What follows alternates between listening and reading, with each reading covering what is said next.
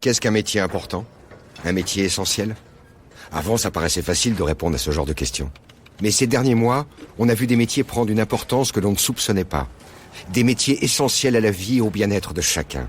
Indispensables à l'ensemble de la collectivité. Des métiers qu'il faut savoir protéger, comme tout ce qui est précieux. On parle beaucoup du monde d'après. Si on parlait aussi du monde du travail d'après? Découvrez toutes les solutions Randstad sur randstad.fr. Randstad. Human Forward. L'humain pour aller plus loin.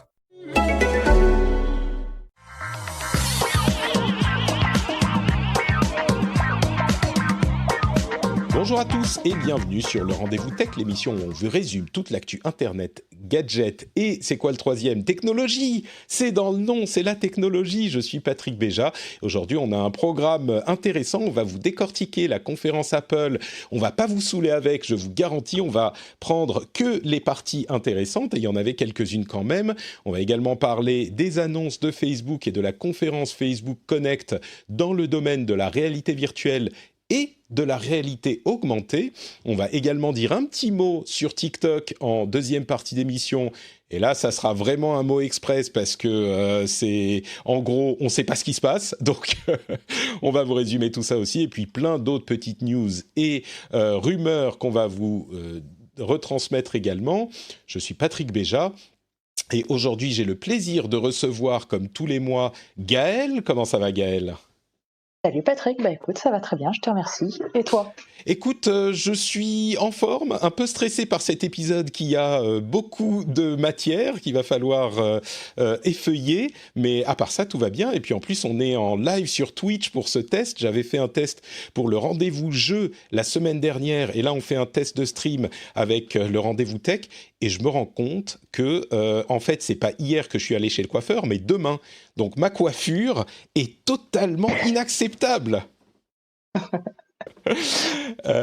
Mais bon, on va avancer quand même. L'important, c'est la voix et l'essentiel des gens écouteront l'émission en audio de toute façon. Donc, soyez gentils dans la chatroom. Ne trollez pas trop.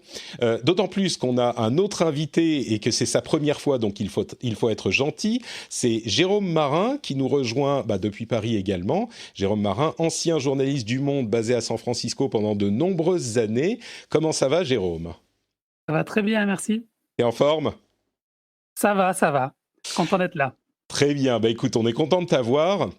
Surtout, comme je le disais, parce qu'on a beaucoup de matière et on va se lancer juste après ces petits remerciements aux personnes qui nous permettent de faire cette émission, notamment aujourd'hui Timo from Paris, Olivier, Julien Mollis, Kataï, Patrick Lemay, Julien Grandjean, Guy Fiane, Dr Phil Good, J. Toledano et Guillaume Père. Merci à vous tous et à tous ceux qui soutiennent l'émission sur Patreon, on en redira un tout petit mot dans un instant, mais mon cœur, vous voyez, il grossit à chaque fois que je pense à vous et je suis infiniment reconnaissant de votre soutien. Donc merci à vous tous et plein de bisous, en live en plus, voilà, c'est magnifique. Alors, premier gros sujet de l'émission, c'est la conférence Apple. Excuse-moi, je fais beaucoup de références au live, mais je me rends compte que les gens vont réaliser à quel point je parle avec les mains, même quand je suis tout seul devant mon micro. Ça me traumatise. Conférence Apple. Alors, il n'y avait pas d'iPhone, comme on s'en doutait. Ils ont parlé d'Apple Watch, d'iPad, et surtout, la chose qui m'a paru le plus intéressant, c'est les services qui sont associés ou non à ces appareils. Alors, on pourrait parler du matériel. Comme je le disais, moi, ça ne me paraît pas être la chose la plus intéressante. Je vais les passer en revue très, très rapidement. Une nouvelle Apple Watch Series 6, donc la 6e version, qui inclut un capteur, un capteur qui détecte le niveau d'oxygène dans le sang, donc des applications de santé, c'est la grosse nouveauté, un écran un petit peu plus lumineux également, et la Watch SE qui est un petit peu moins cher et un petit peu moins capable. La Series S commence à 400 €, la SE commence à autour de 300. C'est un processeur qui est un petit peu moins puissant, mais qui est quand même assez puissant, c'est celui de l'année dernière. Par contre, elle n'a pas tous les capteurs de santé, c'est-à-dire le capteur d'oxygène bien sûr, et l'électrocardiogramme. Donc, elle a les fonctions un petit peu plus basiques. Elle a quand même le gyroscope, le compas, l'altimètre, l'accéléromètre, etc. Donc, elle peut détecter les chutes. C'est important pour ce qui vient juste après. Mais ils ont également annoncé l'iPad Air, l'iPad Air et un nouvel iPad de base.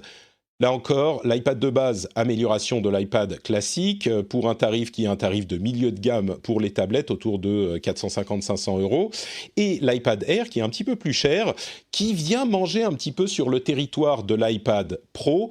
Mais ça pourrait être un débat d'experts qu'on n'aura, je pense, pas ici. En gros, il est un petit peu plus léger, un petit peu moins capable, mais il fait quand même beaucoup de choses que fait l'iPad Pro. Une chose à noter quand même sur cet iPad Air, c'est qu'il a un capteur d'empreinte digitale sur le bouton Power. Donc c'est peut-être le début d'une tendance ou peut-être qu'ils pourront l'utiliser ailleurs, un capteur d'empreinte digitale, donc un Touch ID sur le bouton Power au lieu de le mettre sur l'écran, ce qui permet de réduire la taille de l'écran sans avoir la petite encoche pour le Face ID. Bien sûr, ça enlève des capacités comme le LiDAR qui est sur l'iPad Pro, mais c'est quand même quelque chose qui est important à noter puisqu'il pourrait être réutilisé ensuite ailleurs.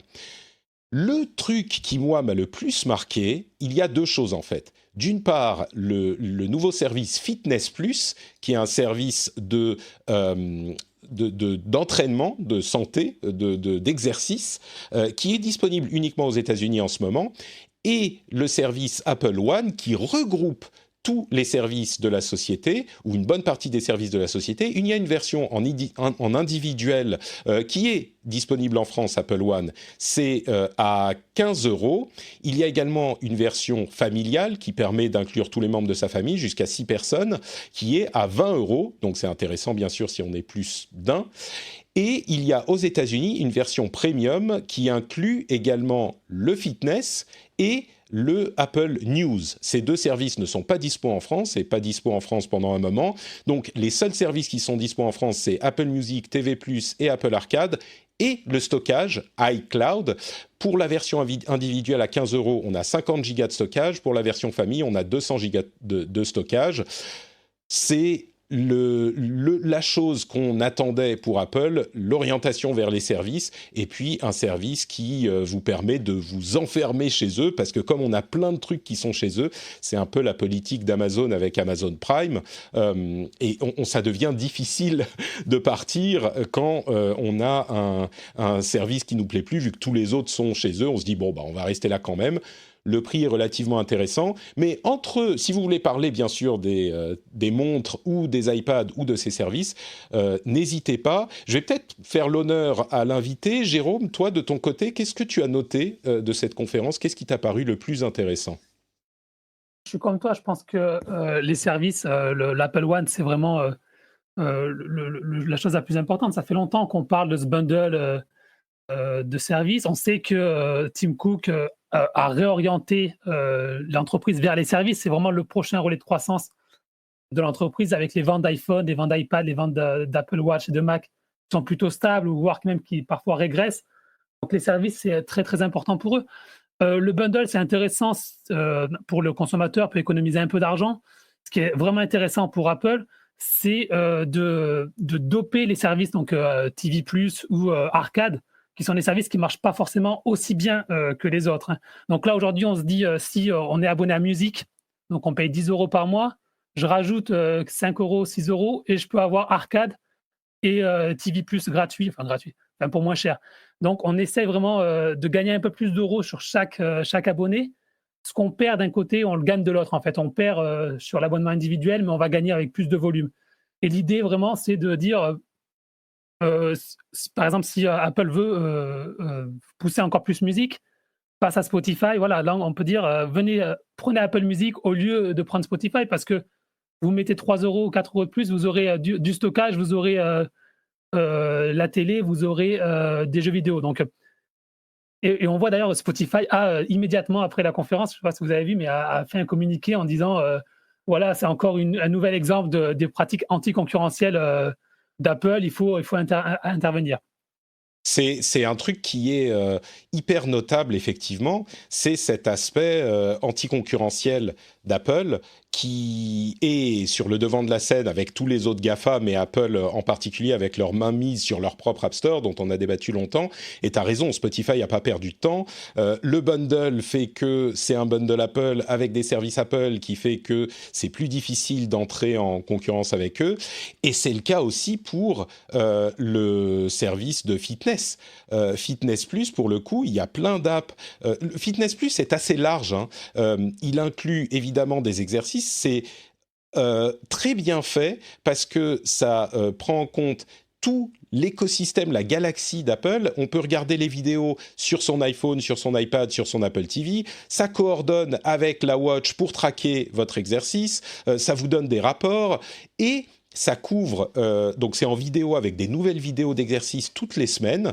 Et en plus de ça, c'est des coachs très connus. Moi, je les connais pas parce que je fais pas beaucoup d'exercices, mais aux États-Unis, c'est des coachs connus. J'imagine qu'ils prendront des gens dont le nom évoque quelque chose en Europe aussi quand ils lanceront le service.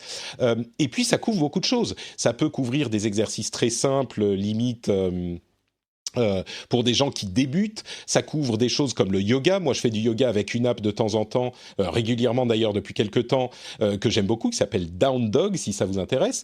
Mais là, ce genre de choses, ça rentre aussi dans le cadre de cette question je perds mes mots, de monopole. Parce que toutes ces apps, tout à coup, se retrouvent intégrées au service Apple et les concurrents vont avoir beaucoup plus de mal. Toi, mais ceci dit, le service, si on pense aux consommateurs, le service est intéressant et le service fitness aussi. Moi, je pense l'essayer et peut-être l'adopter quand il arrivera en France. Gaël, je suis curieux, est-ce que toi, c'est un truc qui t'attire, l'Apple One dans son ensemble et peut-être même le service de fitness ? Alors, je vais t'avouer un truc. Sur le moment, je me suis dit non, mais c'est pas possible. Apple One, effectivement, monopole, anti-concurrence, scandaleux. Et je regarde le détail et je m'aperçois qu'en fait, j'ai déjà Apple Music, j'ai déjà Apple Arcade, j'ai déjà Apple TV. Je fais ah oui, en fait, c'est peut-être intéressant. C'est ça. Sur la théorie, on se dit non, mais impossible. Et puis en fait, c'est mais c'est ça le truc. J'avoue. C'est que il est intéressant pour les consommateurs d'Apple, pour les clients d'Apple. Mais ça pousse les autres dehors, quoi. C'est ça, effectivement. Donc sur la théorie, effectivement, je me dis que c'est anti-concurrentiel. Après, dans ma vraie vie, en tout cas, effectivement, je vais pas y couper. Après, Fitness Plus, je sais pas. J'avoue que Fitness Plus, même si effectivement j'ai déjà une watch et je fais pas mal de sport, je crois que j'en ai un petit peu marre quand même qu'elle me dise quand est-ce qu'il faut respirer ou me lever. Donc je sais pas si Fitness Plus va encore me dire allez cours un peu plus. Ça va vite te saouler. Je comprends. Ouais, c'est ça. Après, il y a un autre aspect qui est très intéressant à ces questions de watch. C'est comment il l'appelle, le Family Setup. C'est un service. Ça, c'est ce que j'ai noté, ouais. Oui, je vais le décrire très rapidement. C'est un service qui vous permet, enfin une fonction qui vous permet d'avoir un iPhone, et avec cet iPhone, vous allez pouvoir paramétrer et mettre en place plusieurs montres. Et parmi ces plusieurs montres, il y en a donc ces montres n'auront pas besoin d'être connectées à un iPhone individuellement. Donc si vous voulez donner une montre à un enfant, si vous voulez donner une montre à une personne âgée ou une personne dépendante pour l'utiliser comme détecteur de santé, on va dire, si c'est une montre qui peut le faire, ou même la montre un petit peu moins chère qui va détecter les chutes, c'est ce que je disais tout à l'heure, eh ben, vous faites office de ingénieur IT et vous mettez tout ça en place. Et c'est pas si facile que ça à mettre en place, hein. Moi, j'ai mis en place la mienne avec l'option de surveillance du sommeil il y a quelques jours avec WatchOS 7. C'est quand même un petit peu compliqué, mais une fois que c'est fait, la personne en question peut avoir accès aux fonctions basiques de la montre sans avoir besoin de téléphone et sans avoir les fonctionnalités du téléphone. Je pense à des enfants notamment. C'est là que j'imagine ça t'a particulièrement frappé, Gaël. Alors au début c'était pour les enfants. Effectivement, je me suis dit tiens, Family Setup, ça va être intéressant pour les enfants. Après, la problématique, ça reste que c'est une montre à $400. Bon, il faut avoir envie de filer une montre à $400 à un gamin. Après, c'est sûr. la version SE coûte, alors je vais vérifier 300. le prix 300. en France. 300. Voilà. Donc oui, Bon, c'est ça effectivement... reste, Ce que je me dis, c'est un que... montant important pour un gamin. Mais Évidemment, après, mais voilà. je crois que la question se pose quand tu dis, est-ce qu'il lui faut un téléphone ou pas ? Et il lui faut quelque chose pour être connecté, ou j'aimerais bien qu'il ou elle ait quelque chose pour être connecté, mais j'ai pas envie qu'il ou elle ait un téléphone. C'est dans ce contexte que je me dis que ça pourrait correspondre, non ? Alors, si je peux me permettre, on sait que quand ils passent au collège, quand ils ont environ 10 ans, ils ont 99% ont un téléphone et tu peux pas leur enlever un téléphone parce que ça fait partie de la société Dès 10 aujourd'hui ans et pour s'intégrer, ils ont besoin du téléphone. Oui, c'est 10 ans, maintenant. On s'est passé à 10 ans. Pour les téléphones, tu veux dire ou... Ouais, pour les téléphones. D'accord. Mais, ouais, donc En dessous peut-être de que 10 ans, pour du coup, finalement, la montre, elle s'adresse en dessous de 10 ans. Donc, est-ce que tu as envie de payer une montre à 300 ou 400 dollars à un enfant de moins de 10 ans? Bon, chacun son... Si je peux me permettre, je pense qu'il y a un autre usage. Aujourd'hui, on sait que globalement, si les adolescents n'ont pas forcément des iPhones, ils ont peut-être un Android. Ils ont déjà un téléphone, mais un Android qui est moins cher. Les parents qui ont une ancienne Watch peuvent très bien leur donner à leurs enfants. Donc, c'est un moyen pour Apple de commencer à faire rentrer les adolescents ou les jeunes adolescents dans leur écosystème aussi. Non, c'est un très bon point. Exactement. Mais c'est là où moi, après, j'ai vu la montre plutôt comme un objet finalement pour un usage pour les personnes âgées. Je ne sais pas si vous avez des personnes âgées autour de vous qui ne veulent absolument pas de téléphone. Moi, j'en ai pas mal. Et on sait qu'on aimerait bien quand même pouvoir les monitorer à distance parce qu'il y a des problématiques de santé, etc. Et effectivement, je trouve que c'est un bon moyen pour pouvoir les appeler, savoir que tout va bien. Et là, je trouve que c'est un outil super intéressant. J'avais pas du tout pensé à ça, mais effectivement, oui, les personnes âgées, évident, mais le fait de refiler l'ancienne montre, mais complètement. Quand tu as ta montre qui a 2-3 ans, ça te pousse à en acheter une nouvelle peut-être également. Bon, il y a peut-être des critiques à faire à ce niveau-là, mais quoi faire de son ancienne montre ? Tu la refiles à quelqu'un, peut-être même à un enfant de moins de 10 ans, ou à une personne âgée également, et là, tu es un petit peu tranquille. Qu'est-ce qu'on peut faire avec une montre sans téléphone ? Alors, il faut noter quand même, quand on dit son ancienne montre, il faut que ça soit une montre qui a une carte SIM virtuelle. Donc, ce n'est pas tous les modèles qui peuvent avoir accès à ça. C'est uniquement les modèles avec carte SIM, ce qui fait d'ailleurs qu'elle n'est pas disponible dans tous les pays. Moi, en Finlande, par exemple, j'y ai pas droit. En France, vous avez les montres avec carte SIM, mais si vous avez une carte SIM, et ben du coup, vous pouvez appeler la personne en question, envoyer des messages, jouer avec les Mimoji. Vous pouvez également localiser la personne en question. Si vous avez un petit peu peur ou si vous ne savez pas où est votre enfant, etc. Moi, je me souviens que quand j'avais 12 ans, j'allais à l'école tout seul. Aujourd'hui, je serais terrifié d'avoir mon enfant de 12 ans qui va à l'école tout seul. Si j'ai une montre dessus, c'est un petit tag, je peux le surveiller à distance. C'est Big Brother, mais version plus douce, je dirais. Mais oui, je crois que c'est cohérent pour étendre l'influence d'Apple, effectivement, dans toute la famille, quoi. Écoutez, c'est les choses les plus importantes dont je voulais parler sur les annonces d'Apple. Est-ce qu'il y a d'autres éléments qu'on a oubliés peut-être qui valaient le coup d'être mentionnés ? On pousse toujours l'Apple Watch vers plus de santé, ça on s'en doute bien. Il y avait tout un paragraphe sur le fait qu'ils sont de plus en plus verts dans leur consommation d'énergie, et il y a un certain nombre de sociétés des GAFA qui ont annoncé qu'ils seraient 100% carbone neutre entre 2030, 2035, quelque chose comme ça. Alors, on peut accuser certains de greenwashing. Moi, je crois que là, pour le coup, beaucoup d'entre eux, parfois en payant des compensations de consommation de carbone. Alors, c'est pas 100% vert, mais d'ici 2030-2035, Google l'a annoncé, Apple l'a annoncé, Microsoft en a parlé aussi, 2030, 2035, 2040, ils veulent tous être entièrement carbone neutre, voire carbone free. C'est quand même, je crois, une bonne chose. je ne sais pas s'il y a d'autres choses. La réalisation de la conférence était assez folle. J'ai vu certains se moquer de la conférence. Moi, je l'ai trouvée très très bien faite avec des images de drones qui passaient à travers les immeubles, à travers les vitres, pour un truc qui est fait juste une conférence tech. J'ai trouvé ça assez fou. Ça m'avait bien plu. Mais voilà, peut-être une dernière chose, et n'hésitez pas à m'interrompre également si vous le souhaitez. Cet abonnement Apple One va pousser aussi les chiffres de l'Apple TV. L'Apple TV va être porté par l'abonnement Apple One, et enfin Apple TV+, j'entends bien sûr leur abonnement, étant donné qu'il y avait assez ce cadeau d'1 an d'abonnement à l'Apple TV+ l'année dernière, et ben maintenant l'abonnement Apple One va porter le truc, encore une fois, de la même manière que certains services Amazon ont été portés par Amazon Prime, et ça va permettre d'annoncer des chiffres qui sont pas ridicules, quoi, parce que l'Apple TV+, c'est pas encore ça, même Ils n'ont jamais aujourd'hui. annoncé de chiffre de toute façon, hein, d'Apple TV+. On est, pardon ? Ils n'ont jamais annoncé de chiffre Tout à fait, oui. d'abonnés. C'est vrai, mais c'est là où ça pose le problème de la concurrence, parce qu'on peut très bien dire, voilà, c'est de la vente à perte, à la limite.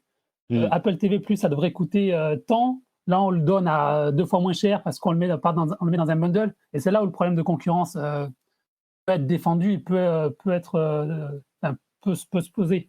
Il y a une chose qui est intéressante que n'a pas fait Apple et que certains auraient espéré, c'est de faire un bundle avec un iPhone. C'est-à-dire, voilà, vous payez peut-être $50 ou $60 par mois, vous avez un iPhone sur 24 mois, plus vos abonnements, nos services. Alors là, ça aurait posé des problèmes encore plus importants au niveau de la concurrence. Ils ne sont pas allés jusque-là encore, mais moi, je pense que c'est vraiment peut-être une des pistes qui sera explorée pour relancer un peu les ventes d'iPhone aussi, avoir un bundle avec tout compris. Le début du leasing du téléphone, c'est pas mal. Ça existe déjà encore un peu déjà. Ça existe, oui, chez les opérateurs. On a effectivement des opérations de ce genre depuis très longtemps, mais avec l'abonnement, j'imagine que ça, c'est pas très loin. Ça va arriver, ou au moins on t'offre quelques mois d'abonnement. C'est quelque chose qui risque d'arriver, oui.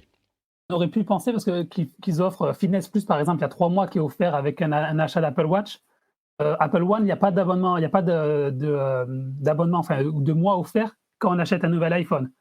Ça aussi, ça aurait posé des gros problèmes, par exemple, pour Spotify. Alors là, si on dit... Ah oui. Tous les gens qui achètent un iPhone, on leur donne Apple Music gratuitement. Mais ça, il y a je ne sais plus si c'est 7 jours ou un mois gratuit d'Apple Music, comme pour l'Apple Arcade, comme pour l'Apple TV+. Ils ont toujours un mois d'abonnement gratuit. Mais oui, l'abonnement dans son ensemble, le Apple One, mais je pense que ça va arriver. Hein. Je pense que ça va arriver, moi. Mais bon. Peut-être pas partout en Europe, ça sera difficile, je pense. Déjà, j'aimerais bien voir arriver le Fitness Plus et le News peut-être un peu moins, mais le Fitness Plus en Europe et en France, moi, ça me plairait bien. Bon, moi, je fais juste un dernier aparté sur on n'en a pas parlé, mais l'iOS 14 et les fonctionnalités de vie privée que je trouve intéressant. Ils vont encore un petit peu plus loin, pas encore totalement, mais ils sortent des fonctionnalités supplémentaires sur ta vie privée, sur les notifications de ce que les applis prennent sur toi, le contrôle des photos, de la localisation, etc. Et je trouve ça intéressant qu'ils continuent à axer ça de ce côté-là. Alors c'est vrai que iOS 14 et tous les OS équivalents ont été lancés un petit peu rapidement. Ils ont dit c'est dispo demain, donc il y a des développeurs qui étaient qui ont paniqué. Et du coup, ça a été, c'est rendu disponible. Et c'est vrai qu'il y a plein de fonctionnalités. Les apps te demandent ton accord pour tout le temps. Ça te signale également un truc que j'avais raté, c'est que quand on a le micro ou la caméra qui sont utilisées, il y a un petit voyant qui s'affiche en haut de l'appareil, en haut de l'écran, en permanence. C'est-à-dire qu'on sait à tout moment si la caméra ou le micro sont utilisés, en plus du fait de pouvoir limiter l'accès aux photos. On peut dire vous donnez accès à une photo, vous donnez accès à toutes les photos, aux différentes apps. Et puis, bien sûr, ces histoires de limitation d'identifiants uniques pour la publicité, qu'ils ont un petit peu décalé d'ailleurs. Ça arrivera un petit peu plus tard parce que l'univers de la publicité s'en est beaucoup plein pour mettre les choses en place. Et c'est vrai que ça va un petit peu loin. On en avait parlé il y a quelques semaines de ça. Mais oui, c'est sûr que c'est une composante toujours plus importante de chez Apple de vous offrir cette possibilité d'avoir un plus grand contrôle sur vos données. Bon, bah écoutez, voilà pour la partie Apple. On va parler un petit peu de Facebook avec son Facebook Connect, où ils ont annoncé, là encore, j'ai trouvé que le matériel n'était pas forcément la chose la plus intéressante qu'ils avaient annoncée. Ils ont parlé de leur nouvel appareil, leur nouveau casque de réalité virtuelle, l'Oculus Quest 2, qui remplace les appareils connectés. C'est-à-dire que désormais, il ne sera plus possible d'acheter des casques de réalité virtuelle de chez Facebook, donc de chez Oculus, des appareils connectés. C'est uniquement des appareils autonomes qu'on peut connecter si on le souhaite. Donc c'est l'Oculus Quest 2. Mais le plus intéressant pour moi, c'était, à vrai dire, il y a deux choses. Il y a un truc marrant, c'est le Infinite Office, qui est une sorte d'écosystème, pas d'écosystème, mais de système d'exploitation pour de la bureautique en virtuel, qui pour moi est tellement ambitieux que c'est presque trop ambitieux. C'est avoir une sorte d'immense bureau en visuel dans notre environnement virtuel, dans lequel on va pouvoir travailler. Mais alors, travailler sur quel document? Est-ce que c'est compatible avec ce qu'on a par ailleurs? Est-ce que ça va être pratique avec... Il y a même un clavier physique qui est modélisé dans l'univers virtuel pour pouvoir taper dessus sans enlever son casque. Enfin, c'est assez bien pensé, mais ça me paraît très ambitieux. Et puis, il y a tout un projet de recherche sur la réalité augmentée, qui là est carrément l'étape au-dessus. Ils ont le projet qui s'appelle projet ARIA, qui est un projet de recherche, des lunettes qui intègrent un certain nombre de caméras, de capteurs, qui est vraiment un projet de recherche. Ce n'est pas un truc qui est prévu pour les consommateurs, donc c'est pour eux leur permettre de développer ce type d'utilisation. Mais j'ai regardé une longue session sur ce sujet. D'ailleurs, c'est marrant, j'étais arrivé à la présentation live un petit peu en retard et il parlait de ce projet. C'était le chercheur qui faisait un truc super en détail sur le sujet. Je me dis, mais quand même, pour une présentation grand public, c'est hyper long, c'est hyper fastidieux. C'est bon, arrêtez-vous. Et je me suis rendu compte après, en fait, que c'était la conférence d'après qui, justement, devait détailler ça dans toutes les largeurs. Bref, c'était hyper intéressant. Ils ont détaillé la manière dont ils doivent déterminer techniquement là où vous regardez, là où vous êtes, les différentes couches virtuelles de votre position dans l'espace sur Terre, la position des objets virtuels qui doivent être ancrés à la Terre, l'identification des objets, leur forme, la manière dont vous pouvez les calquer sur votre environnement, ce qu'on peut faire avec. Ça m'a un petit peu convaincu que la réalité augmentée a un potentiel encore plus grand que la réalité virtuelle. Mais bon, ça c'était l'une des composantes de la conférence.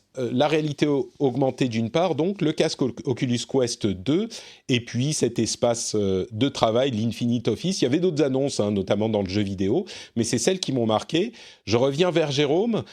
Est-ce qu'il y a une chose, toi, qui t'as côtoyé, j'imagine, beaucoup de startups avec beaucoup de flancs et de promesses non tenues? Est-ce que dans tout ça, il y a des choses qui éveillent ton sixième sens de bullshit, ou est-ce que tu y crois?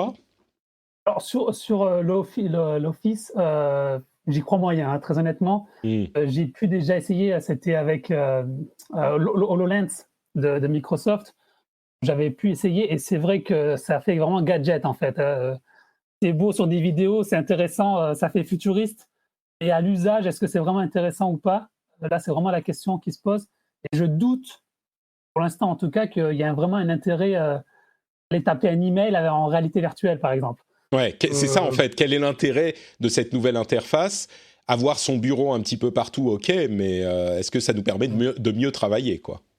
Ouais. Ce qui est intéressant, par contre, sur le hardware, je reviens vite parce que tu l'as pas signalé, mais il y a une baisse de prix. L'Oculus Quest 1 qui était à $400. L'Oculus Quest 2 passe à $300, donc il y a $100 de moins.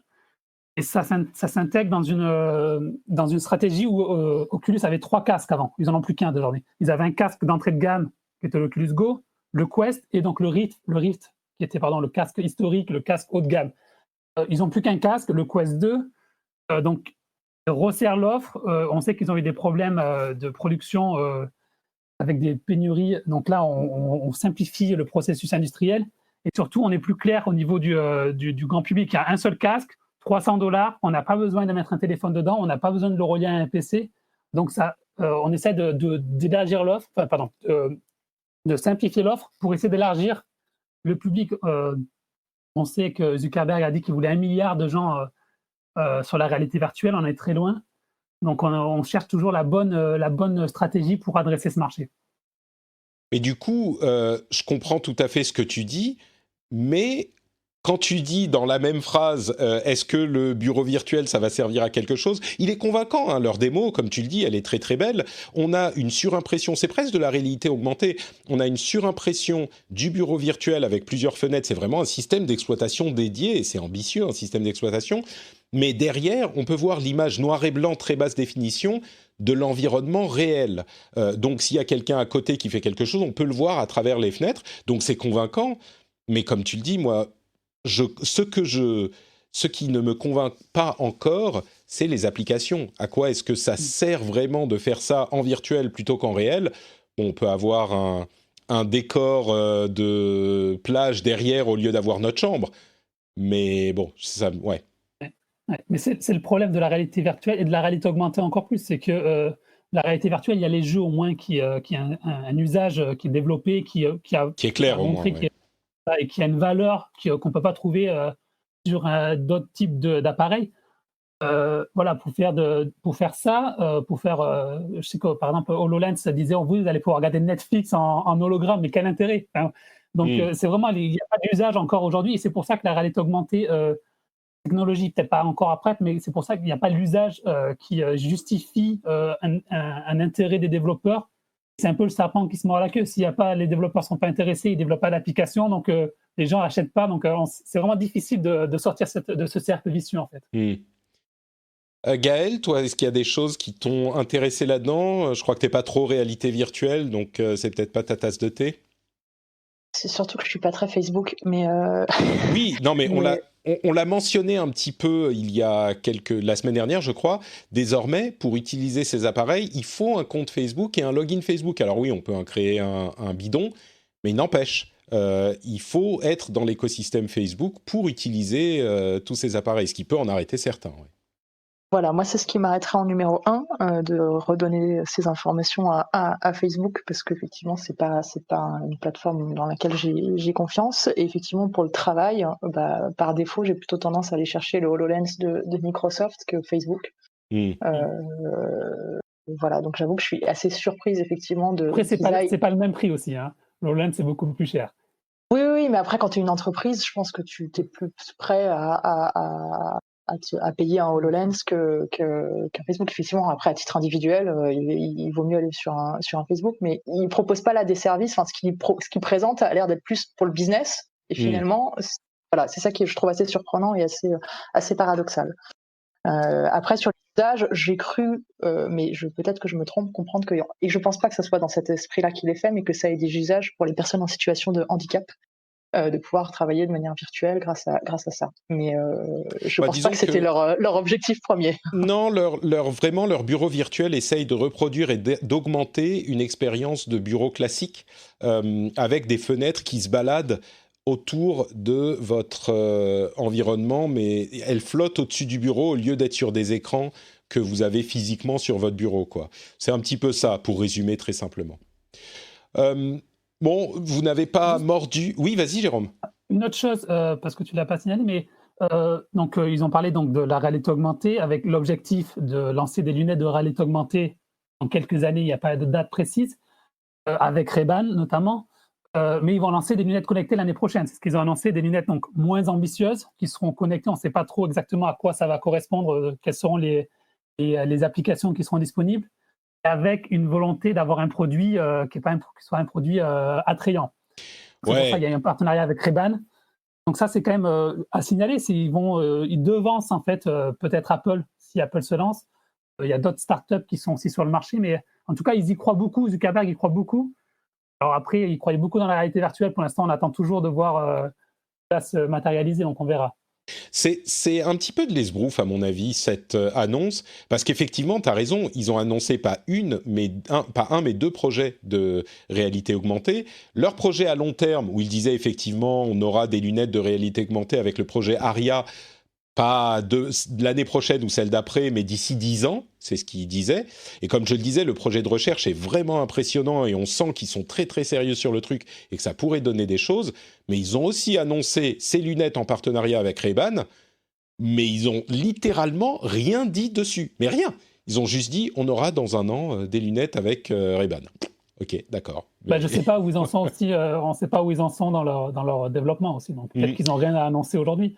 C'est possible, oui. Mais pour les lancer l'année prochaine, ils doivent savoir où ils vont quand même. Non, mais je pense qu'ils le savent. Mais après, c'est peut-être trop tôt aussi pour donner des indications sur ce qu'ils vont faire. C'est possible, c'est vrai. C'est vrai que au niveau juste du projet Aria, c'est intéressant de voir que Facebook, on le sait, c'est peut-être l'une des dernières boîtes de la Silicon Valley qui a ces projets un peu fous, quoi. Parce que même Google a beaucoup désinvesti sur ce domaine. Apple, on ne sait pas trop ce qu'ils font, ils sont très secrets. Mais Facebook, ils ont ces projets à long terme qui ne sont pas forcément reliés à leur cœur de métier. Ils continuent et c'est vrai que ça...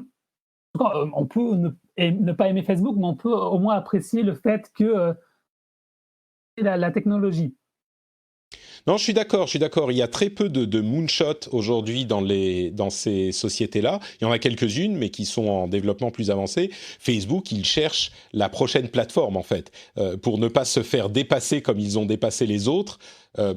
Leur idée, c'est d'avoir la prochaine plateforme et d'être en avance là-dessus, et donc de rechercher, effectivement, tu le notes, Apple est, d'après les très nombreuses rumeurs qui semblent être avérées, en train de travailler également sur un casque de réalité augmentée. Donc on aurait peut-être les deux sociétés, Facebook et Apple, qui se feraient concurrence dans ce domaine.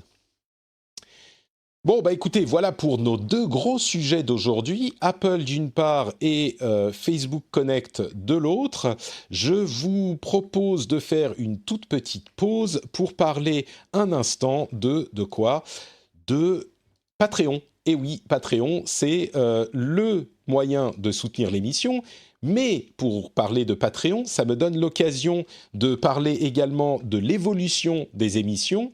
Comme vous le savez, en début de mois, j'ai lancé différents projets. Il y avait la newsletter publique qui a été lancée de manière plus large. D'ailleurs, plein de choses intéressantes dans la newsletter de ce mois-ci, je vous en parlerai tout à l'heure. Dans le Discord public, une partie du Discord public qui est ouvert aussi. Il y a eu le passage en hebdomadaire du rendez-vous jeu et depuis, comme je le disais aujourd'hui et la semaine dernière, un petit peu de Twitch de temps en temps. Je suis en train de voir si je peux apprivoiser le truc pour diffuser en live. Il y a presque une 50aine de personnes qui regardent en ce moment l'enregistrement de l'émission, donc c'est très cool de vous avoir. Et tout ça, c'est possible grâce à Patreon. Et Patreon, en fait, est en train, je ne sais pas à quel point c'est public, donc je vais vous annoncer un petit truc un petit peu secret. Ils sont en train de passer le site en français, normalement d'ici la fin du mois. Donc, à l'occasion du passage du site en français, je vais mettre en place la dernière étape de ce mois de Patreon et de la rentrée, avec toutes ces nouveautés et toutes ces nouvelles choses, et la chaîne YouTube d'ailleurs que j'ai lancée aussi. Je vais lancer la refonte du Patreon, je pense, à l'occasion du passage en français, donc d'ici une semaine, 10 jours. Et donc, la refonte du Patreon va être simplifiée. Il y aura moins de niveaux différents pour pas que les gens soient perdus dans le nombre de niveaux de soutien. Et attention, le niveau 2 va disparaître. Donc, si vous voulez avoir accès au Discord privé, vous pouvez le faire encore aujourd'hui pendant un petit moment. Avec un prix qui sera moins élevé que celui d'après. Donc, c'est comme vous voulez, bien sûr, mais c'est peut-être le moment de le faire. Et puis, à la refonte, il y aura effectivement le passage en français, l'activation des euros, etc. Donc, ça sera toute une nouvelle étape pour le Patreon pour la France. Donc, ça sera cool. Mais quoi qu'il arrive, non, on me demande dans la chatroom, c'était pas encore en français Patreon, c'était uniquement en anglais et en dollars. Là, avec la refonte que je vais faire, ça sera en euros, il y aura la possibilité de payer en euros et en français. Donc ça sera merveilleux pour tout le monde. Ça arrive, il faut que je travaille un petit peu dessus. Mais dans tous les cas, que ça soit en euros, en dollars, en français, en anglais, vous savez que c'est le moyen de soutenir l'émission, le moyen de récompenser le travail que vous appréciez, si vous l'appréciez, j'espère que vous l'appréciez.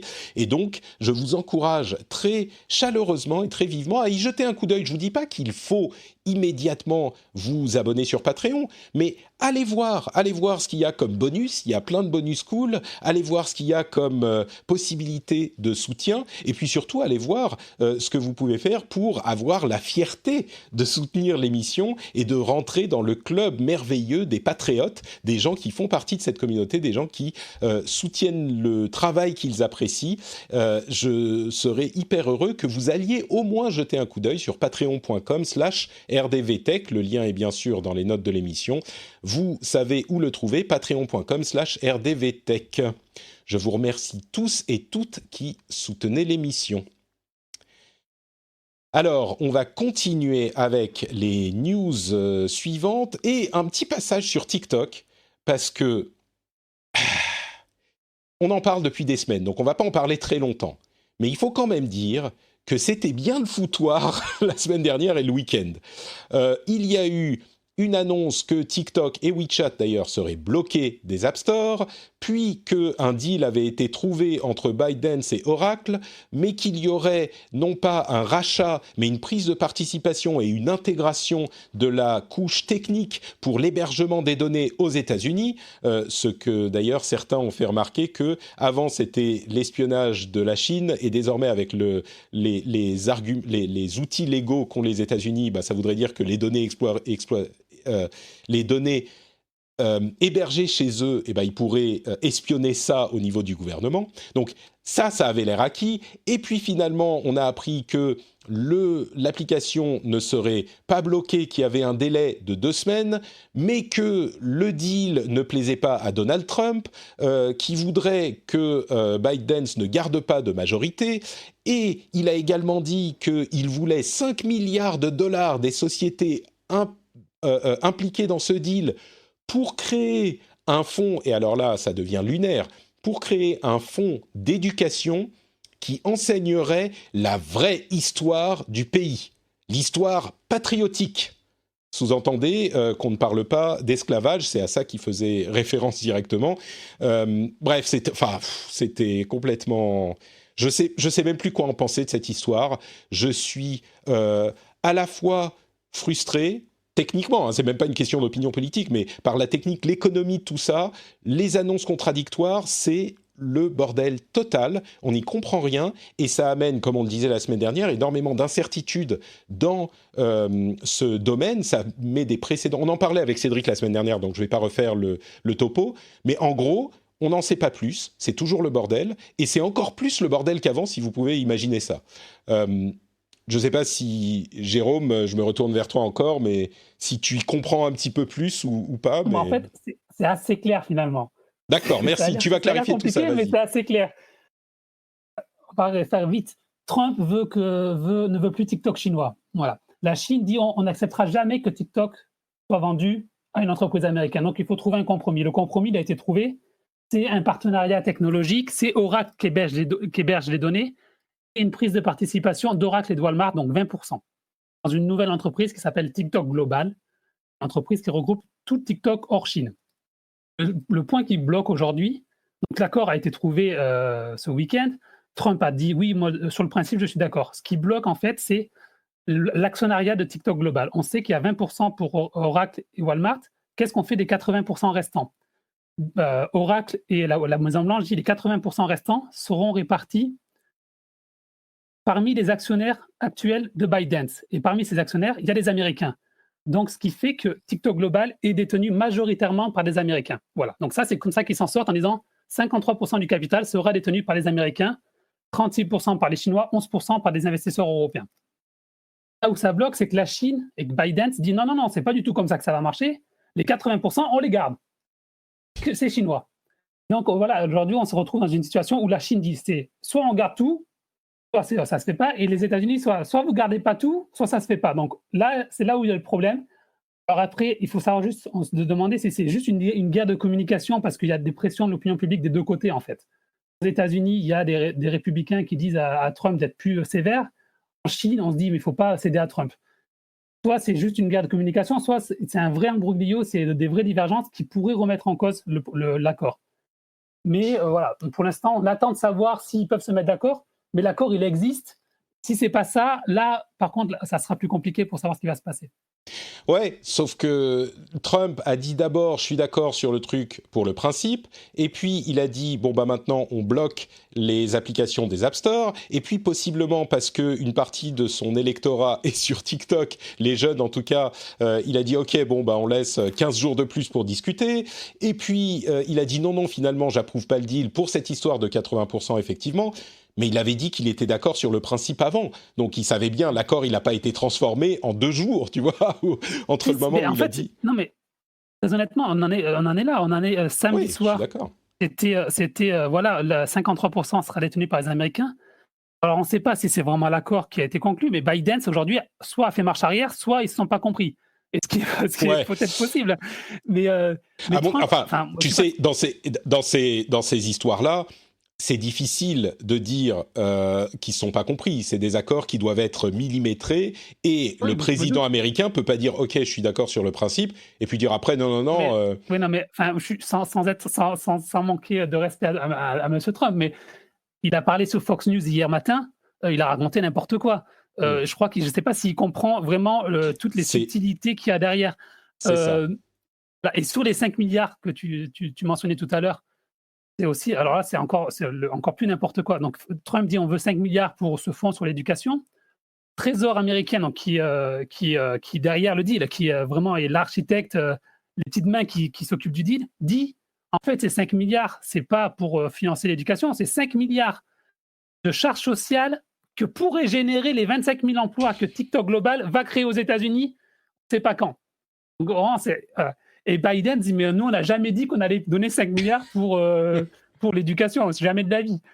Oracle, donc un discours un peu plus nuancé parce qu'ils sont proches de Trump, dit oui, si, il y a bien un fonds sur l'éducation, mais c'est pas financé sur 5 milliards, c'est beaucoup moins, ça sera financé quand on entrera en bourse. Si on entre en bourse, quand Trump ne sera peut-être même plus élu à la Maison-Blanche. Bon, c'est un micmac sans dessus-dessous. Parce que, à mon avis, ça c'est personnel, mais il y a au sein de l'administration Trump, divers courants, on sait, il y a Steven Mnuchin qui, lui, qui est plutôt proactif pour que ça se passe. Il y a Pete Navarro qui, lui, est très contre la Chine. Et donc, il y a différents mouvements et Trump change un peu d'avis du jour au lendemain. Et ce qui fait ça semble pas très clair. On est d'accord. Bon, passons maintenant de l'autre côté. À moins que, Gaël, tu aies des choses à ajouter, n'hésite pas. Mais... Non, je pense que je vais pas rajouter à la confusion. D'accord, merci. De l'autre côté, j'ai lu un article absolument fascinant de The Register sur une base de données qui a été découverte, une base de données chinoise. Si vous pensez que les États-Unis maltraitent la Chine, et je pense qu'il y a des raisons, alors c'est des questions d'accords commerciaux et de pression et de jeux de poker et d'échecs, mais on a découvert une base de données chinoise qui était sur les serveurs d'une société privée, mais qui évidemment a des liens avec le gouvernement et avec d'autres sociétés là-bas, de 2,4 millions de personnes, entre guillemets, influentes. De personnes influentes, c'est très très large. 2,4 millions, vous pouvez bien imaginer que ce n'est pas juste les personnalités politiques, de personnalités influentes en Occident, aux États-Unis, mais pas que, sur eux, sur leurs enfants, avec leurs adresses, et surtout les moyens de les influencer. Leurs habitudes, leurs préférences politiques, leurs loisirs, enfin, un truc d'organisme d'information, d'intelligence étatique, mais à un niveau d'ampleur qui est impressionnant. 2,4 millions, il y avait énormément de journalistes, dont certains journalistes du Register. Et je ne sais pas, j'ai l'impression que je n'ai pas besoin de décrire plus. L'article en lui-même sera d'ailleurs dans la newsletter, mais l'article en lui-même est assez édifiant. J'imagine que peut-être, Jérôme, toi, tu es dans cette base de données. Il y a plein de gens qui sont dans cette base de données. Mais c'est, on va dire, pour le moins inquiétant, j'ai trouvé. Bon, personne n'a envie de commenter là-dessus. mais- Sans doute n'avez-vous pas envie de vous retrouver encore plus sur Exactement la base ça. de données. On veut pas y être. Non, mais en fait, c'est quelque chose qui a toujours existé. N'importe quelle agence de RP fait ce genre de choses. Là, ce qui est impressionnant là, c'est la volumétrie. C'est la volumétrie qui fait la différence. Que 2,4 millions, c'est juste hallucinant. Après, Ah, c'est ça. cette technique-là, tout le monde l'utilise dans tous les pays, surtout que ce soit dans le business, dans la politique, dans les médias, etc. Mais la volumétrie est juste, c'est vertigineux. C'est-à-dire que tu parlais d'agences de RP, effectivement, tu peux avoir des agences de RP avec les célébrités, peut-être certains gros journalistes sur les sujets que tu couvres, mais c'est les 2,4 millions qui sont importants. Et puis, le niveau des informations, les adresses, les hobbies, les enfants, tu vois, c'est quand même... Non, mais ça, le va niveau loin, quoi. d'information, c'est quelque chose qui est toujours utilisé, que ce soit les enfants, le chien, le chat et tout ça. Ça, Ouais. c'est pas ça qui est impressionnant, c'est la volumétrie. D'accord. C'est- 2,4 millions, tous les gens que ça touche. Jérôme, tu crois que tu es dans cette J'imagine base de que- données, toi ? Vas-y, pardon. Je ne sais pas si je suis assez influent pour intéresser la Chine. Non, mais Non, mais je précise, hein, 2,4 millions, ça ratisse très large. Il y avait plusieurs journalistes, un certain nombre de journalistes de The Register, qui est quand même pas la publication la plus importante du monde de la tech, mais il y avait un certain nombre de leurs journalistes, pas juste un certain nombre de leurs journalistes qui étaient dans cette base de données. Donc ça ratisse. peut-être, alors, j'écris sur Huawei plusieurs fois, peut-être. Ah bah voilà. Non, mais sur le chiffre, c'est vrai que ça paraît beaucoup. Après, il faut se dire, avec aujourd'hui les outils qui sont à la disposition des services de renseignement en termes d'algorithmes, en termes d'intelligence artificielle, de data center aussi, c'est pas tant que ça finalement. Enfin, c'est beaucoup sur le nom, mais ça ne m'étonne pas qu'ils soient capables de le faire en fait. Ouais. Je pense que si les services américains n'ont peut-être pas 2,4 millions de personnes dans leur base de données, mais ils ne doivent pas en être très loin non plus. Hein. Je comprends ce que tu veux dire, oui, c'est sûr qu'ils doivent avoir des informations sur beaucoup de monde également. Peut-être que... C'est pour ça que cet article n'a pas forcément fait énormément de bruit. Peut-être que tous les services de renseignement ont fait « Chut, chut, n'en parlez pas !» que les gens n'aillent pas fouiller. Possible. Bon, quelques petites news franco-européennes. Emmanuel Macron a confirmé que la France allait bien prendre le, entre guillemets, j'ouvre les guillemets, le tournant de la 5G. Vous avez peut-être vu qu'il y avait une tribune qui avait été publiée par certains élus qui demandaient, sur des bases qui étaient pour le moins discutables, de remettre en question l'installation de la 5G en France. Emmanuel Macron a dit qu'on n'allait pas, bien sûr qu'on prend toutes les mesures nécessaires, mais on n'allait pas remettre ça en cause. Une Cour de l'Union européenne, je crois que c'est la Cour suprême de l'Union européenne, a déterminé que le zero rating allait à l'encontre des règles de la neutralité du net. Le zero rating, si vous ne connaissez pas cette nomenclature, c'est l'offre de services inclus dans votre abonnement téléphonique mobile qui ne compte pas dans votre forfait de données. Donc on peut vous dire par exemple, vous avez accès à Spotify, mais ça ne compte pas dans vos 15, 20, 50 gigas de données. Alors ils ont dit ça enfreint aux règles de la neutralité du net, ce qui est à mon sens une bonne décision. Toujours en Europe... Juste peux me permettre vas-y. Patrick, juste pour être exact, ils n'ont pas tout à fait dit ça. Ils ont dit c'est interdit si vous faites une discrimination. Si par exemple l'offre Orange dit moi je vous donne tout le streaming musical gratuit, ça c'est autorisé. Orange ne peut pas faire, c'est-à-dire je donne que Spotify. Tout à fait.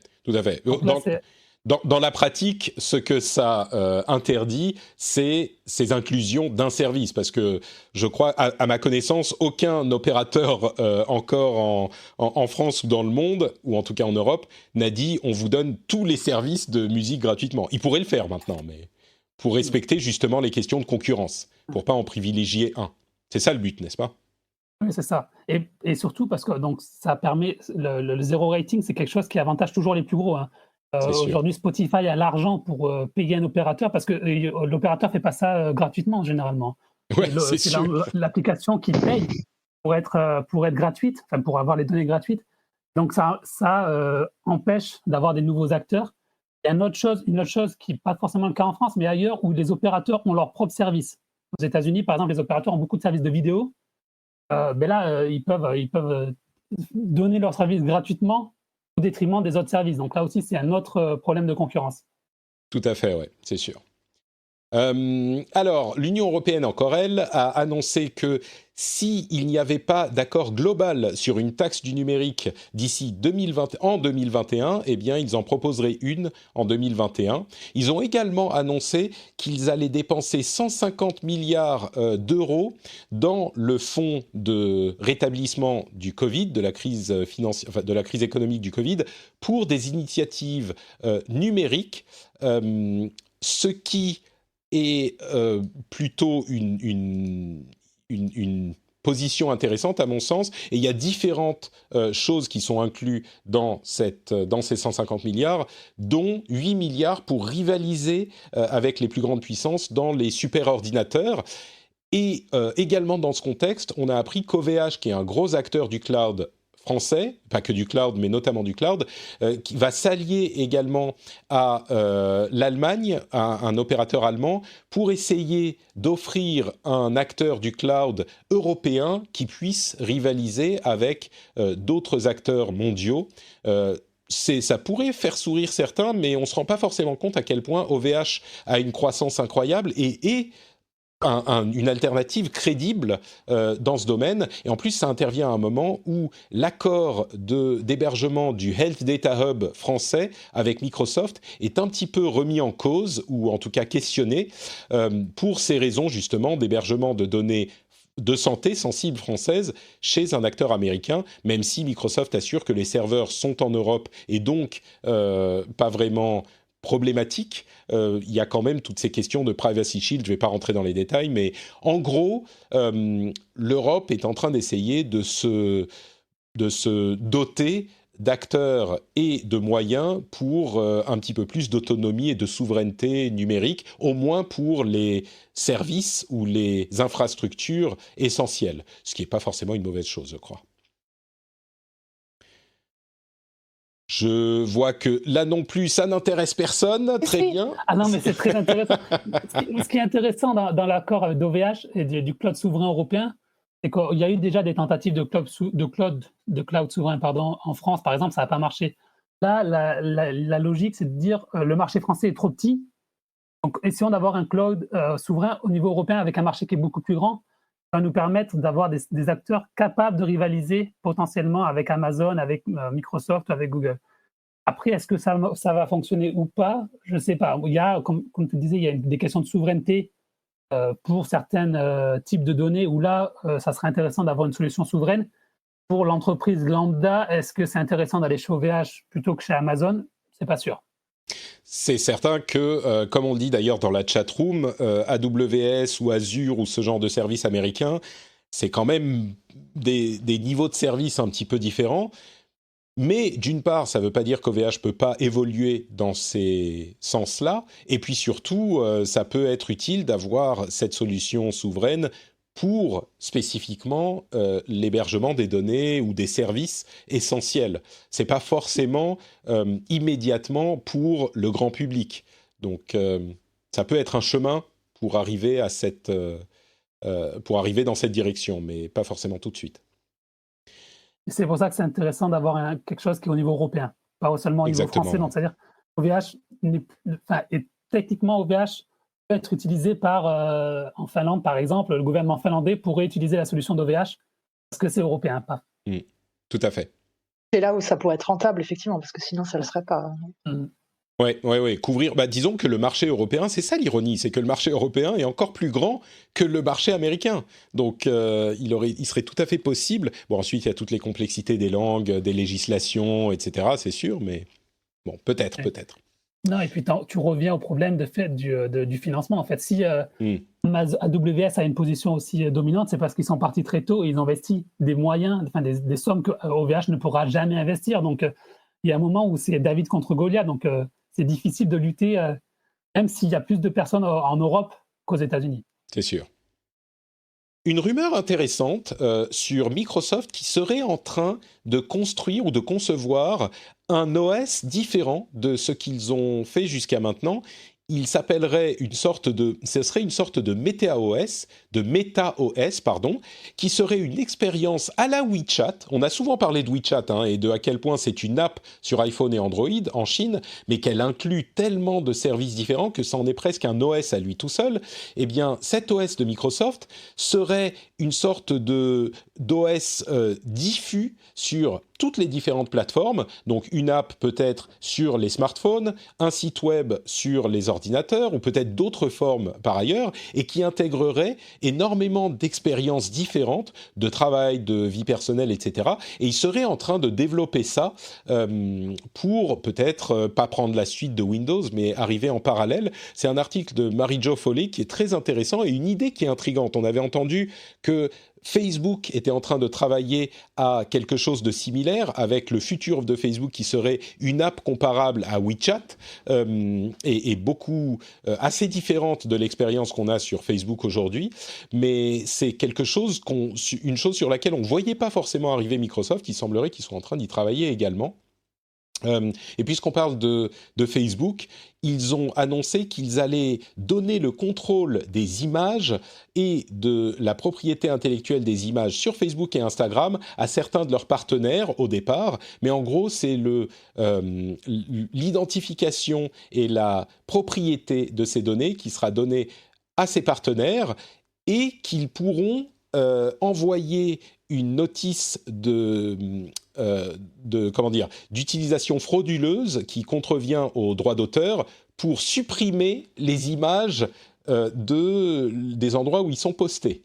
Donc c'est le début je ne sais plus comment ça s'appelle, Content ID, je sais plus, j'ai oublié le nom de cette technologie d'identification sur YouTube pour les vidéos. Et c'est le début de ça pour les images sur Facebook. Je ne sais pas où ça va mener, mais voilà. La PlayStation 5 a été annoncée avec un prix et une date. Ça sera le 19 novembre en Europe pour 400 et 500 euros chez nous. Et les précommandes ont été ouvertes, ça a été un petit peu le foutoir, mais si vous voulez plus de détails sur la PlayStation 5, et d'ailleurs l'annonce du rachat de ZeniMax par Microsoft, qui est un énorme rachat dans le domaine du jeu vidéo et qui met Microsoft en position très intéressante à l'avenir, vous pouvez écouter le rendez-vous jeu, qui est désormais hebdomadaire comme on vous le disait. Allez, on va rêver un petit peu. IBM a annoncé qu'ils allaient pousser les ordinateurs quantiques avec, d'ici 2023, des ordinateurs avec plus de 1000 qubits. Si vous ne savez pas ce que c'est, sachez que c'est hallucinant d'avoir ce nombre de qubits dans un ordinateur. Alors, on n'y est pas encore. Dès l'année prochaine, ils auront un ordinateur avec 127 qubits. Ce que ça fait, les ordinateurs quantiques, ça démultiplie la capacité de calcul pour certaines choses, et notamment pour la cryptographie et pour le décodage de la cryptographie. Donc, on pourrait arriver dans un monde où toutes les choses qui sont chiffrées en cryptographie forte pourraient être décodées par certains ordinateurs. 2023, c'est pas si loin, et 1000 qubits, ça pourrait, là je l'estime au doigt mouillé avec mes connaissances d'amateur, ça peut décoder à peu près n'importe quoi très très vite. Donc ça peut casser le chiffrement de n'importe quoi très très vite. Et enfin, Microsoft a annoncé que leur projet de comment il s'appelait, c'est les centres de données submergés qu'ils avaient testés depuis quelques années. En gros, c'est pour avoir des centres de données qui sont plus faciles à refroidir, qui sont plus sécurisés parce qu'ils sont complètement isolés. Eh bien, ils mettent des centres de données dans des conteneurs, ils les plongent à 30 mètres de fond, ils les laissent là-bas, avec connexion bien sûr par câble, et puis ils les récupèrent au bout de quelques années. Ça coûte moins cher, ça consomme moins d'énergie, ça diffuse moins, ça utilise moins forcément de gaz à effet de serre, enfin ça utilise moins de carbone. C'est un projet qui est intéressant, qui ne sera pas utilisé partout, mais qui fonctionne. Donc c'est intéressant de voir que Microsoft essaye ce genre de choses. Je vous laisse un petit peu la parole sur tous ces sujets divers. Gaël ou Jérôme, si vous avez quelque chose à ajouter. Juste savoir si... Pardon, vas-y. Sur Microsoft, là, sur les data centers, et ça rejoint ce que tu disais tout à l'heure sur les objectifs carbone.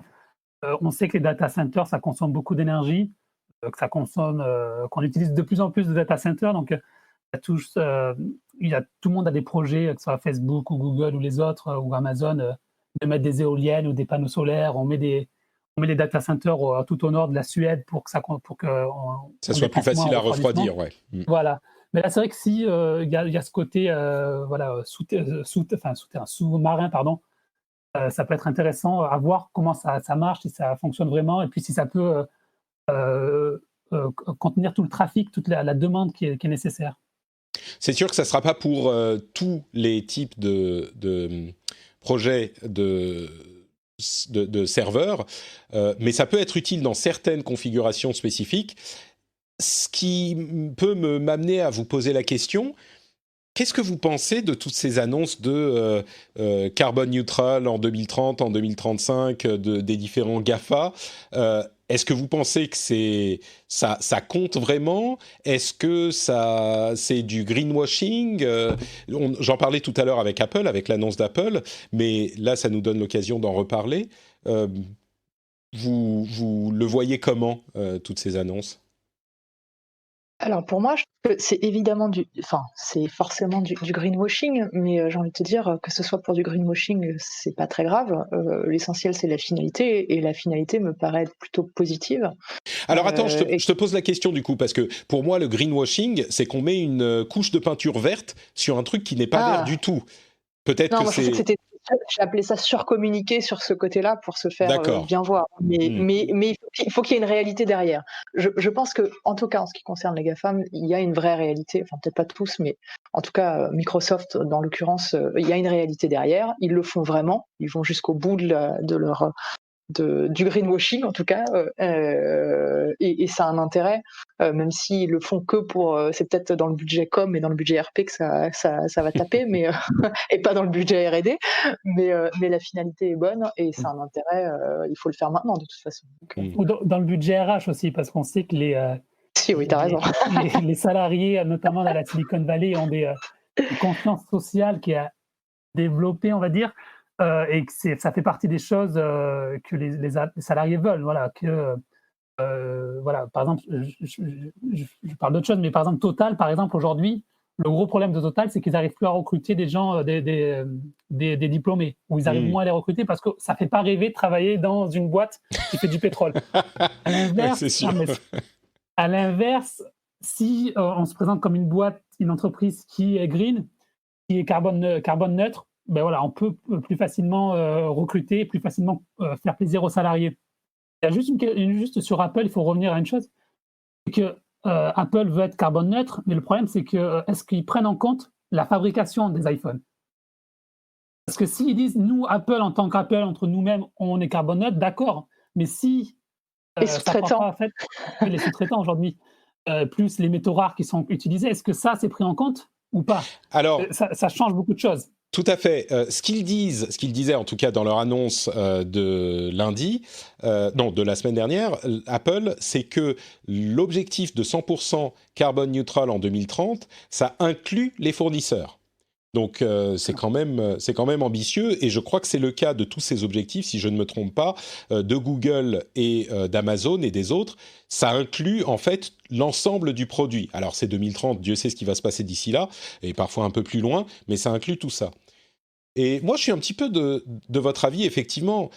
C'est que les choses fonctionnent comme elles devraient presque, parce que ces sociétés, elles vont pas se mettre à faire de l'écolo pour nous faire... Enfin, pour eux, leur intérêt financier. C'est la pression des consommateurs, la pression politique à travers les électeurs et les employés, enfin la pression publique, qui fait qu'ils vont dans cette direction. Et je dirais tant mieux. Si on s'attend à ce que ces sociétés, par eux-mêmes, se disent on va se mettre à faire du verre, ça va nous coûter plus cher, mais c'est pas grave. Non, évidemment. Encore que je dis ça, mais si on descend un tout petit cran dans le cynisme, peut-être que certains d'entre eux se disent c'est un enjeu important pour l'ensemble de l'humanité, donc peut-être qu'avec la pression, c'est plus facile à faire passer auprès du board, etc. Et en tout cas, ils sont tous en train d'aller dans cette direction. Espérons qu'ils continueront. Ils font déjà beaucoup de choses.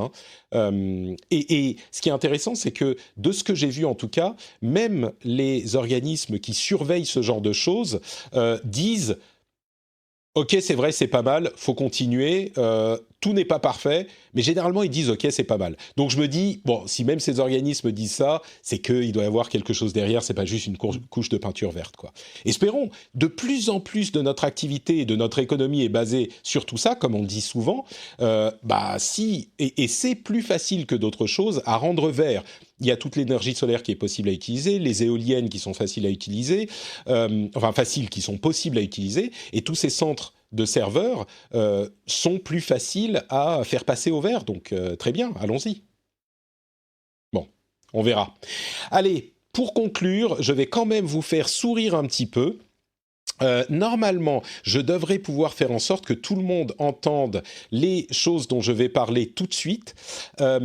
Alors, je vais passer ici, pour qu'on entende sur Twitch et dans le podcast. Ce qui se passe sur TikTok, il y avait un thread hyper intéressant que j'ai attrapé sur Twitter. Il sera d'ailleurs, entre parenthèses, également dans la newsletter, avec d'autres sujets hyper intéressants sur la Gen Z Mafia. Un autre article de Taylor Lorenz dans le New York Times qui est fascinant sur la manière dont justement les jeunes, les moins de 24 ans, de la Silicon Valley, se mettent ensemble, notamment sur Discord, qu'on utilise aujourd'hui nous aussi, donc on fait un petit peu partie de la Gen Z Mafia, pour challenger les idées préconçues et les idées des vieux de la Silicon Valley pour faire les choses autrement et souvent de manière plus inclusive, plus verte, etc. Il y a aussi un truc assez inquiétant, un mémo qui a été publié par une scientifique qui étudiait les données de chez Facebook sur la manière dont Facebook a été utilisé dans différents pays qui ne sont pas des pays occidentaux pour influencer différentes élections, etc. Et comme Facebook savait, et elle a dit, j'ai du sang sur les mains, je devais en parler, et elle a démissionné de Facebook, elle a refusé une somme assez importante qui l'aurait obligée de ne pas en parler. Bref, tout ça sera dans la newsletter, mais la chose dont je voulais vous parler, c'était, alors là, je ne sais pas si vous avez entendu ça, sur TikTok, la manière dont les gens collaborent. Alors, je ne vais pas en parler beaucoup, je vais vous faire écouter, j'espère que ça ne sera pas trop fort, je vais baisser un petit peu le son. Hop, écoutez, ça c'est le premier TikTok qui a été publié dans ce thread. Stress me out, you used to calm me down, but now I'm going on my mind, you stress me out, you used to calm me down, but now I'm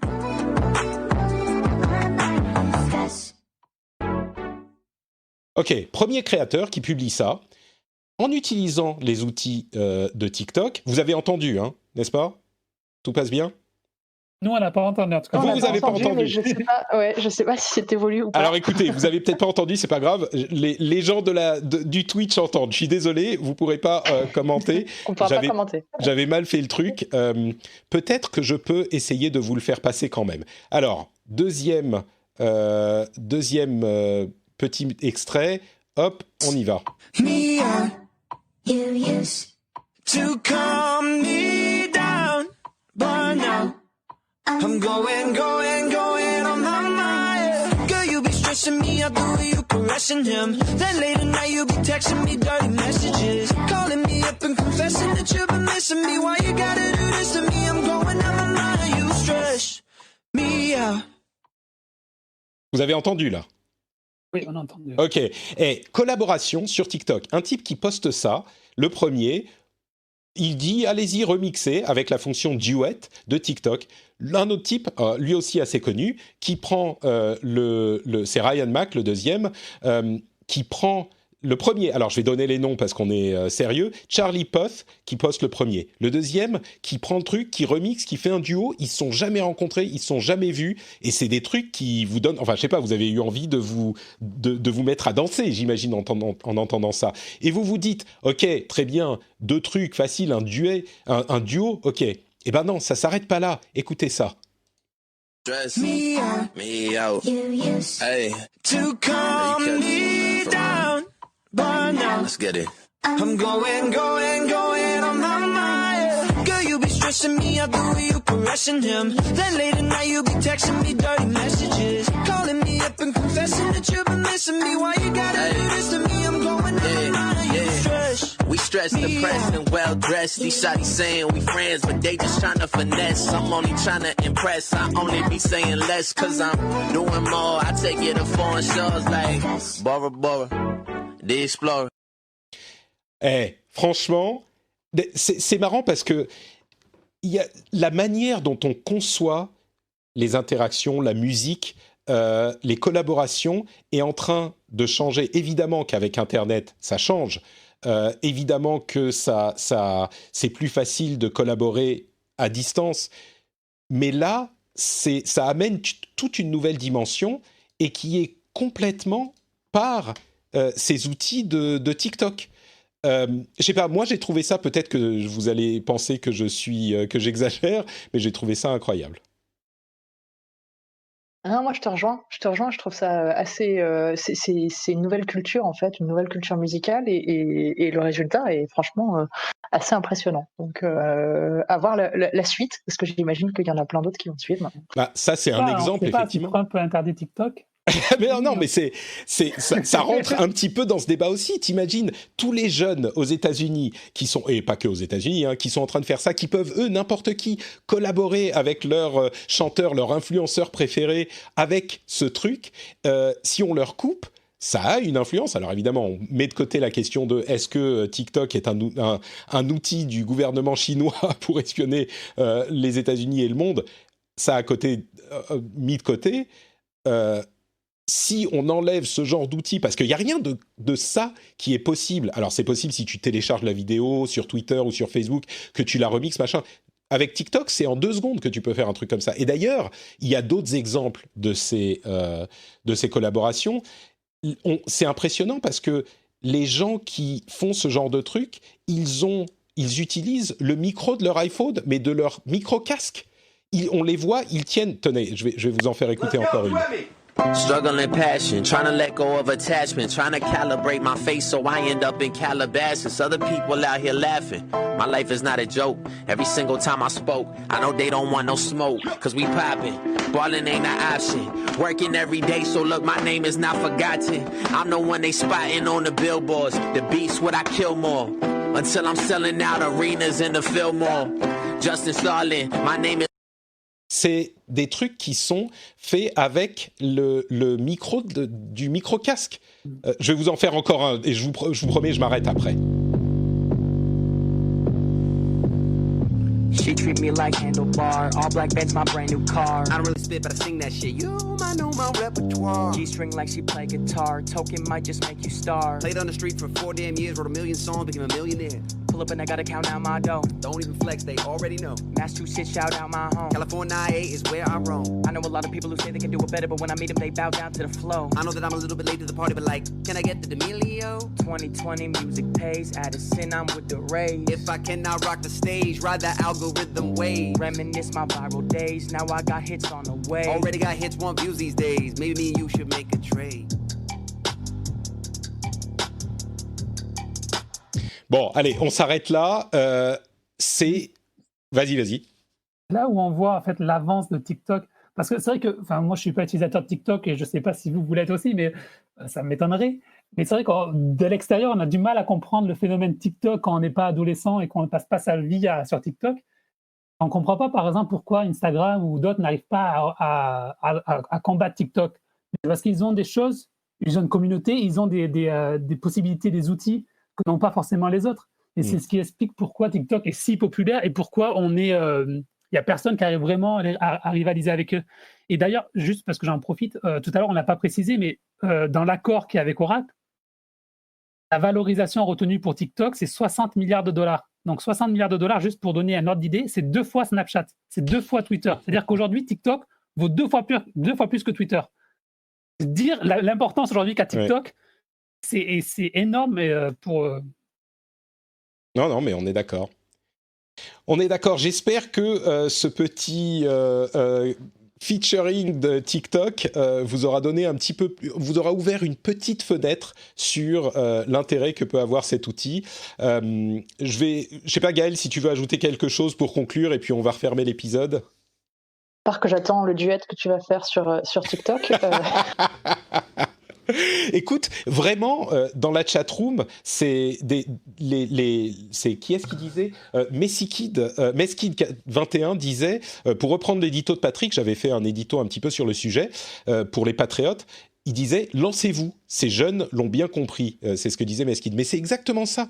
Tu prends ton téléphone, tu n'as besoin de rien d'autre, tu prends le micro-casque avec le petit truc blanc, tu le mets près de ta bouche, et voilà, et t'es lancé. C'est une culture, une façon d'envisager les choses qui est complètement différente. Et c'est ça qui fait la différence, c'est la simplicité en fait. Et contrairement à ce qu'on pense, les jeunes ne savent pas mieux utiliser le numérique, ils utilisent ce qu'il y a de plus simple. Et plus tu leur donnes quelque chose de simple, plus ils l'utilisent. Ouais. Bon, bah écoutez, ça va être tout. Comme je le disais, ce thread Twitter sera également dans la newsletter de cette semaine. Donc, si vous n'êtes pas encore abonné, vous savez que le lien est dans les notes de l'émission et également sur notepatrick.com pour vous abonner à la newsletter. Chaque semaine, je vous livre le meilleur de ma veille qui est extrêmement large et j'essaye d'en tirer les meilleurs articles. Donc, vous pouvez la voir. Comme je disais, vous inscrivez sur notepatrick.com, il y a un petit lien.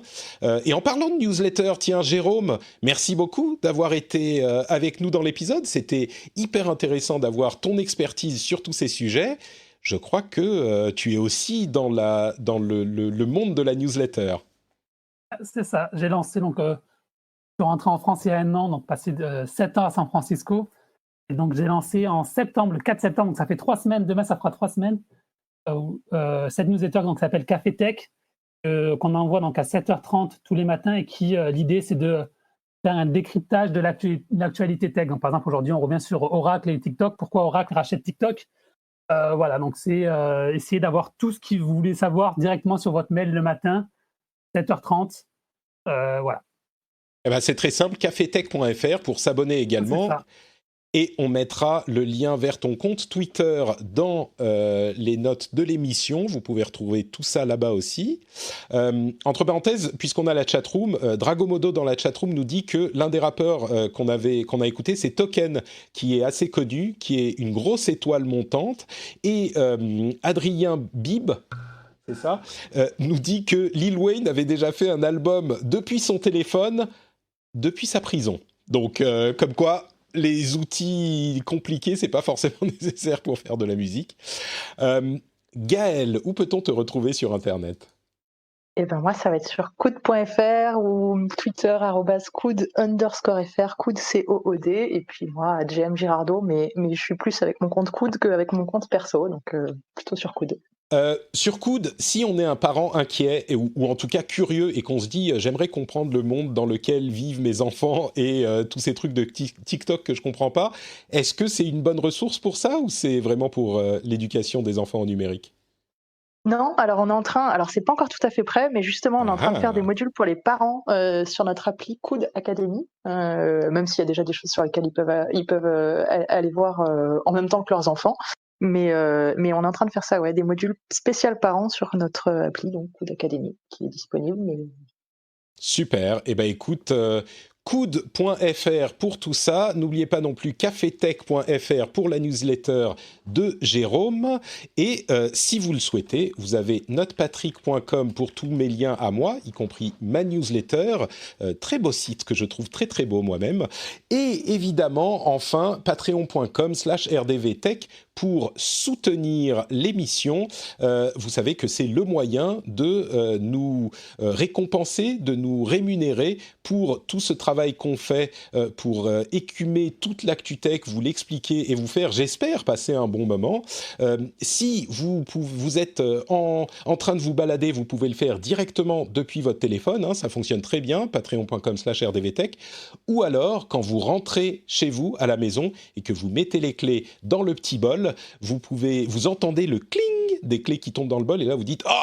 faut pas que j'oublie Patrick. Et là, vous vous jetez sur votre ordinateur. Votre femme, votre chien ne comprennent pas ce qui se passe. Vous jetez, vous tapez frénétiquement patreon.com/rdvtech et vous regardez s'il y a un niveau de récompense qui pourrait vous intéresser. Sans oublier que dans une dizaine de jours, le niveau 2 va disparaître. Donc, si vous êtes au niveau 1 ou si vous vous abonnez, n'hésitez pas à regarder ce que ça offre également. Je vous remercie. Oui, on dit cling dans la chatroom, c'est ça. Un jour, vous m'entendez comme ça, vous qui m'écoutez, vous dites « Oh, il est marrant Patrick avec son cling ». Mais un jour, ça va vous rentrer dans la tête, vous allez rentrer chez vous, vous allez vous rendre compte que processus complètement pavlovien, vous allez le faire. Et vous allez m'envoyer un tweet en disant « Oh, mais je comprends pas ce qui s'est passé, maintenant je suis patriote ».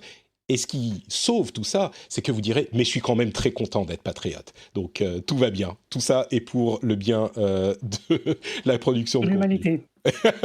J'ai failli le dire, mais je me suis dit c'est peut-être un petit peu ambitieux. Bon allez, on vous remercie de nous avoir écoutés. J'espère que vous avez passé un bon moment en notre compagnie et on se retrouve dans une semaine pour un nouvel épisode. Ciao à tous.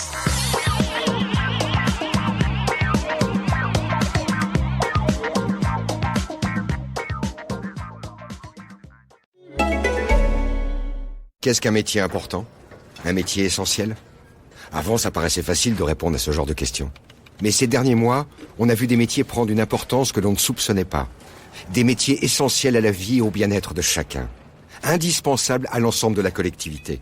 Des métiers qu'il faut savoir protéger, comme tout ce qui est précieux.